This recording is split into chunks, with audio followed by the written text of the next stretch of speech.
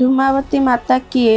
ଆସନ୍ତୁ ଜାଣିବା। ଦେବୀ ପୁରାଣ ଅନୁଯାୟୀ ଥରେ ମାତା ପାର୍ବତୀଙ୍କୁ ବହୁତ ଜୋରରେ ଭୋକ ଲାଗିଲା। ସେତେବେଳେ କୈଳାସରେ କିଛି ଖାଇବାକୁ ନଥିବାରୁ ମାତା ପାର୍ବତୀ ଭଗବାନ ଶିବଙ୍କୁ ଭୋଜନ ମାଗିଲେ। ଭଗବାନ ଶିବ ସେତେବେଳେ ସମାଧିରେ ଲୀନ ଥିଲେ। ମାତା ପାର୍ବତୀ ବହୁତ ଚେଷ୍ଟା କଲା ପରେ ବି ଭଗବାନ ଶିବଙ୍କର ସମାଧି ଭାଙ୍ଗିଲା ନାହିଁ। ତୀବ୍ର ଭୋକ ସମ୍ଭାଳି ନପାରି ମାତା ପାର୍ବତୀ ଅତ୍ୟନ୍ତ କ୍ରୋଧିତ ହୋଇ ଭଗବାନ ଶିବଙ୍କୁ ଗିଳିଦେଲେ। ଶିବଙ୍କ ଗଳାରେ ହଳାହଳ ବିଷର ପ୍ରଭାବରୁ ମାତା ପାର୍ବତୀଙ୍କ ଦେହରୁ ଧୂଆଁ ନିର୍ଗତ ହେଲା। ବିଷର ପ୍ରଭାବ ଏତେ ତୀବ୍ର ଥିଲା ଯେ ମାତା ପାର୍ବତୀ ବହୁତ ଭୟଙ୍କର ଆଉ କୁରୂପ ଦେଖାଗଲେ। ଏହାପରେ ଭଗବାନ ଶିବ ମାତାଙ୍କୁ କହିଲେ କି ତମର ଏହି ରୂପକୁ ଧୂମାବତୀ ରୂପରେ ପୂଜା କରାଯିବ। ନିଜର ସ୍ୱାମୀକୁ ଗିଳିଦେବା କାରଣରୁ ମାତା ଧୂମାବତୀଙ୍କୁ ବିଧବା ରୂପରେ ପୂଜା କରାଯାଏ।